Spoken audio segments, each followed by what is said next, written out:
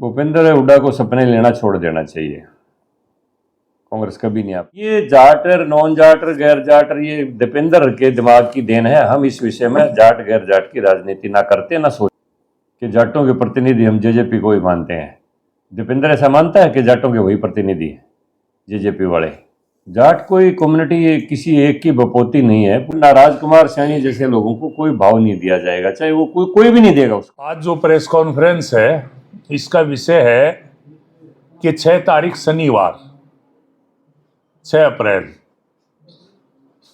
इस प्रदेश के मुख्यमंत्री नायब सिंह सैनी महम पहुंचेंगे और महम के योद्धाओं की तरफ से उनका अभिनंदन किया जाएगा और साथ में पूर्व मुख्यमंत्री मनोहर लाल जी और सारे बीजेपी के नेता वहाँ पहुंचेंगे और जनसभा जो है होगी और काफ़ी ज़ोर शोर से स्वागत 6 अप्रैल को शनिवार को नायब सिंह सैनी जी का महम में किया जाएगा। आज का मुख्य जो प्रेस कॉन्फ्रेंस का ये विषय है, चुनाव की आचार संहिता लग चुकी है। 1-2 दिन में संभव है कि कैंडिडेट भी डिक्लेयर हो जाए और उसके बाद चुनाव की प्रक्रिया तो शुरू हो ही चुकी है। उस काम में तो लग ही गए हैं। चुनाव कार्यालय का उद्घाटन हो चुका है और बाकी सारी कार्यकर्ता काम पे लग गए हैं। तो आज का विषय ये है। अब बाकी इस विषय में विस्तार से आदरणीय रामचंद्र जांगड़ा जी आपको बताएंगे। 6 अप्रैल 1980 को भारतीय जनता पार्टी का जन्म हुआ था। ये स्थापना दिवस के रूप में भारतीय जनता पार्टी 6 अप्रैल को मनाती है और हमें इस बात की खुशी है कि हमारे नवचयनित मुख्यमंत्री माननीय नायब सिंह सैनी जी ने 6 अप्रैल का दिन महम के ऐतिहासिक शहर के लिए चुना है, क्योंकि महम चौबीसी शुरू से ही एक क्रांतिकारियों का क्षेत्र रहा है। चाहे वो मुगलई काल में चाहे अंग्रेज़ों के काल में कभी पराधीनता इन्होंने स्वीकार नहीं की। तो उन्होंने महम चौबीसी के एक ऐतिहासिक को महत्व समझते हुए 6 अप्रैल का जो भाजपा का स्थापना दिवस है उसको महम में मनाने का निर्णय किया है। ये हमारे लिए सबके लिए गौरव की बात है और इसके लिए हमारे सभी कार्यकर्ताओं में विशेष उत्साह है कि हमारे नवचयनित मुख्यमंत्री स्थापना दिवस के ऊपर महम के अंदर आ रहे हैं। तो इसके लिए नई अनाज मंडी का चुनाव किया है जनसभा के लिए। तो भारी जोश है कार्यकर्ताओं में और सभी लोगों में भी बहुत ही ज़्यादा नायब सिंह सैनी के प्रति भी, पूर्व मुख्यमंत्री के प्रति भी उनकी नीतियों को देखकर एक उत्साह की लहर है कि वो यहाँ पर आ रहे हैं। और मैं समझता हूँ एक ऐतिहासिक रैली यहाँ पर होगी।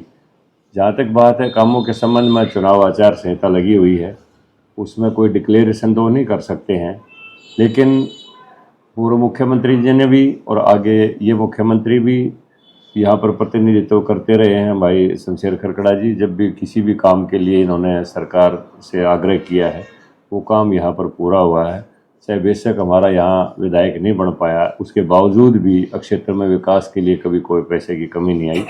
और आगे हमारे नवचयनित मुख्यमंत्री श्री नायब सिंह सैनी भी हल्के के विकास के लिए कोई कमी नहीं रखेंगे।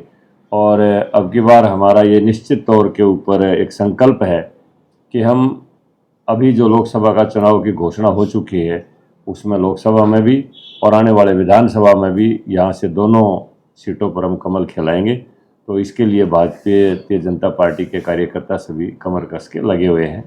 और मैं पत्रकार छायाकार मित्रों बंधुओं से आप सबसे ये भी उम्मीद करता हूँ कि 6 अप्रैल को जो रैली का जो दिन है यहाँ पर, उसके लिए आपके सभी टीवी चैनलों से, आपके प्रिंट मीडिया से, इलेक्ट्रॉनिक मीडिया से हमारी ज़्यादा से ज़्यादा इसमें मदद करेंगे। आपसे ये अपेक्षा की जाती है। तो आप यहाँ पर आए हैं आज, तो आप सबका बहुत बहुत धन्यवाद। पिछली बार जैसे 10 की 10 सीटें जीती थी, तो क्या इस बार वही सफलता दोहरा पाएगी?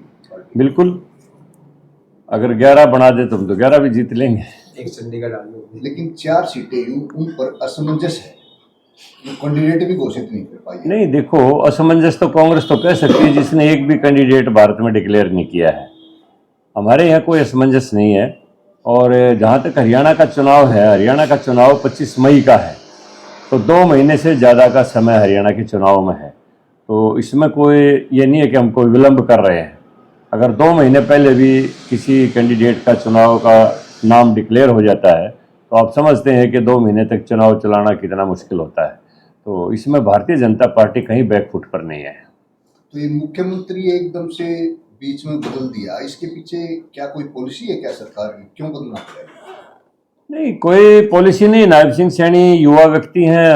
हम जैसे लोग जो 70 पार करके थोड़ा थोड़ा कार्यक्षमता में कमी आ जाती है, तो पार्टी का हमेशा ये है कि भाई ऊर्जावान व्यक्ति को मौका दिया जाए, वो ज़्यादा और ऊर्जा से काम कर सकता है। अन्यथा मनोहर लाल जी ने बहुत अच्छे काम किए हैं और पूरी पारदर्शिता से हरियाणा की सरकार चलाई है और पूरे हरियाणा को हरियाणवी एक और हरियाणा एक के लक्ष्य से चलाया है। तो मैं समझता हूँ ऐसा कोई इसके पीछे बड़ा कारण नहीं है, केवल मात्र एक उभरते हुए नेतृत्व को आगे का स्थान देने के लिए जो आगे लंबे समय तक चल सके।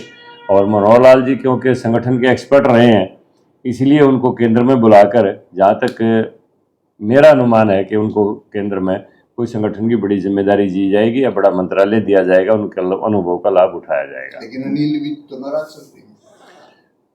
ये परिवार में नाराजगी थोड़ा बहुत चलती रहती है। कोई भी परिवार हो, छोटा परिवार हो, उसमें भी हो जाता है कोई सदस्य नाराज। लेकिन अनिल विज जी बार बार कह चुके हैं कि मैं भाजपा का समर्पित सिपाही हूँ और मोदी जी की नीतियों के साथ हूँ, मैं भाजपा की विचारधारा से अलग नहीं हूँ। ये ठीक है कि वो उनके अपने निजी कारणों से वो मंत्रिमंडल में शामिल नहीं हुए हैं। जी, ऐसी क्या मजबूरी रही कि दुष्यंत चौटाला को एकदम मुखी की तरह से निकाल के बाहर कर दिया? कुछ कहना चाहिए? देखिए, हमारा ये चुनाव पूर्व गठबंधन नहीं था। चुनाव से पहले हम अलग लड़ रहे थे, वो अलग लड़ रहे थे। चुनाव के समय हम पूर्ण बहुमत नहीं ले पाए, 40 सीटों पर हमारी पार्टी सिमट गई। उसके मैं कारण कुछ भी रहे हों, लेकिन क्योंकि देवलाल परिवार भी कांग्रेस के विरोध की राजनीति करता रहा है और भारतीय जनता पार्टी का भी कांग्रेस विरोध है ही, तो दोनों की इससे समानता मिलती थी कांग्रेस के विरोध की। इसलिए ये चुनाव के पूर्व का गठबंधन नहीं था, सरकार बनाने के लिए गठबंधन था। जब चुनाव नया आ गया तो वो अपना लड़ेंगे, हम अपना लड़ेंगे, तो उसमें हमारी कोई मजबूरी नहीं, हमने कोई गठबंधन तोड़ा नहीं है। ये तो केवल सरकार चलाने के लिए था। सरकार क्योंकि अब चुनाव आ गया है तो वो अपनी लड़ाई किसी भी लोकसभा सीट पर हम अपने लड़ाएंगे। दीपेंद्र का बयान आया जी कि ये समझौता तो पहले ही हो चुका था, सिर्फ जाटों की जो वोट बैंक है उसमें सेंध लगाने के लिए। नहीं, वो जाटों के प्रतिनिधि कैसे हैं कि जाटों के प्रतिनिधि हम जेजेपी को ही मानते हैं? दीपेंद्र ऐसा मानता है कि जाटों के वही प्रतिनिधि हैं जेजेपी वाले? जाट कोई कम्युनिटी किसी एक की बपोती नहीं है। पूरे हरियाणा के जाट जो है सेकुलर हैं, पूरी तरह से राष्ट्रवादी हैं और मोदी जी की नीतियों के भी साथ हैं। कोई आदमी ये क्लेम करे कि मैं जाट की वोटों का मालिक हूँ, ये उसका भ्रम है अपना। भारतीय जनता पार्टी के साथ बहुत बड़ा जाट वोट बैंक है और हम तो जाति में विश्वास भी नहीं करते। मोदी जी तो एक ही बात कहते हैं कि मेरी तो 3-4 ही जातियाँ हैं, कि किसान मेरी जाति है, महिला मेरी जाति है, गरीब मेरी जाति है, युवा मेरी जाति है, और तो किसी जाति को मानते ही नहीं। तो इसमें किसान में तो जाट भी आ जाता है और भी जो भी खेती करता है वो सब आ जाते हैं, चाहे कि उसमें ठाकुर हो, चाहे ब्राह्मण हो, चाहे यादव हो, चाहे गुजर हो, चाहे और कोई अन्य हो। तो ये जाटर, नॉन जाटर, गैर जाटर, ये दीपेंद्र के दिमाग की देन है। हम इस विषय में जाट गैर जाट की राजनीति ना करते ना सोचते। केजरीवाल को अचानक दबोच लिया गया, जो करेगा, जो भरेगा, वो तो ईडी जो है ना पूरे, चाहे उसमें चाहे बीजेपी का कार्यकर्ता हो, चाहे कांग्रेस का हो, चाहे केजरीवाल हो, जो भी इस देश के गरीबों की कमाई के साथ धोखाधड़ी करेगा, हेराफेरी करेगा, वो कानून के दायरे से बाहर नहीं आएगा। एक विपक्ष का कहना है जी, जितने भी ईडी के छापे लगते हैं वो तकरीबन 80% विपक्षियों पे लगते हैं, क्या कहेंगे? देखिए, बात यह है, अगर विपक्ष वाले इसमें दोषी होंगे तो विपक्षियों पर लगेंगे और पक्ष वाले दोषी होंगे तो पक्षों पर लगेंगे। अगर ज्यादा विपक्ष वाले दोषी होंगे तो उनको गणना अपनी करनी चाहिए, वे क्यों खामखा वो ऐसे काम करते हैं, घोटाले क्यों करते हैं, वो गणना तो उनको करनी चाहिए। भूपेंद्र हुड्डा के बारे में क्या कहना चाहेंगे? क्या कांग्रेस आ पाएगी, प्रदेश में आ पाएगी कांग्रेस? भूपेंद्र हुड्डा को सपने लेना छोड़ देना चाहिए। कांग्रेस कभी नहीं आ पाएगी। जो पीछे हुआ था वही अब की बार भी होगा, क्योंकि भूपेंद्र हुड्डा के समय में जो हरियाणा में जो कुछ भी होता रहा है, किस तरह से नौकरियों में भ्रष्टाचार था, किस तरह से तबादलों में भ्रष्टाचार था, किस तरह से किसानों की ज़मीनों को सस्ते भाव पर ज़मीन के नोटिस दे के लेके बिल्डरों को लुटवा के किसान को बर्बाद किया गया था।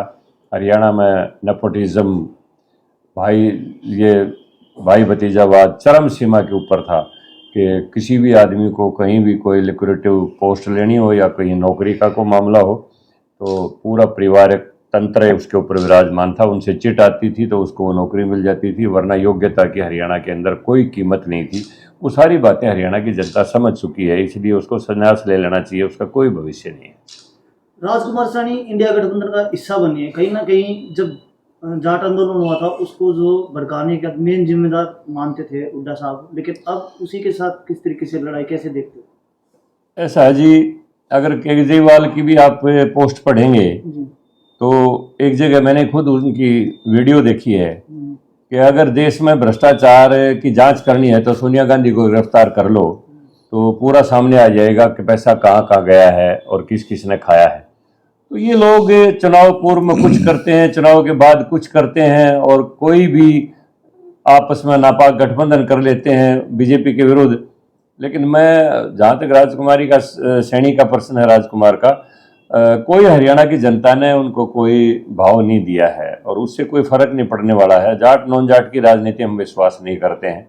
उनका एजेंडा, क्योंकि हरियाणा के अंदर मेरा जहाँ तक अनुभव है, मैं एक बार स्वर्गीय काशीराम से मिला था, हुमायूं रोड पर वो रहते थे, तो मुझे कहने लगे भाई हम हरियाणा में कामयाब नहीं हो रहे, यूपी में भी कामयाब हो गए। तो मैंने उनको बताया था कि हरियाणा की जो सामाजिक संरचना है उसमें जड़ों में भाईचारा बसा हुआ है और 36 बिरादरी हरियाणा में मिलके रहती हैं और आप लोगों की जो राजनीति है वो जातीयता के आपस में विखंडन के ऊपर है, विरोध के ऊपर है। इसलिए हरियाणा में आप कभी कामयाब नहीं हो सकते। हरियाणा में भाईचारा नसों में बसा हुआ है। तो यहाँ पर ना राजकुमार सैनी जैसे लोगों को कोई भाव नहीं दिया जाएगा, चाहे वो कोई भी नहीं देगा उसको भाव। यहाँ की जो सामाजिक संरचना ऐसी विशेष है हरियाणा की कि इसमें चाहे जाट है, चाहे ब्राह्मण है, चाहे ठाकुर है, यहाँ पर कोई सामंतवाद नहीं है, सब भाईचारे में मिलकर रहते हैं। यहाँ तो किसान के खलिहान से 36 बिरादरी का अनाज बढ़ता रहा है, सबके आपस में नौंदा निदार रही हैं, सबके आपस में बांध तेल रहे हैं, यहाँ तो लाने के कोलू चलते रहे हैं। तो वो जो संस्कार हैं वो हरियाणा के लोगों के अंदर बसे हुए हैं। इसलिए जातीयता की राजनीति करने वाले के लिए हरियाणा में कोई स्थान नहीं है। वो राजकुमार सैनी के ऊपर भी लागू होती है और वो भूपेंद्र हुड्डा के ऊपर भी लागू होती है। मुख्यमंत्री जब बदला गया था उस समय कांग्रेस का बयान आया था कि ये जो है भाजपा सरकार की विफलता है, यह दर्शाता है कि कोई काम नहीं हुआ हरियाणा के अंदर। नहीं, हमने गुजरात में भी मुख्यमंत्री बदले थे, उत्तराखंड में भी मुख्यमंत्री बदले थे। तो गुजरात में भी हमारी सरकार है, उत्तराखंड में भी हमारी सरकार है।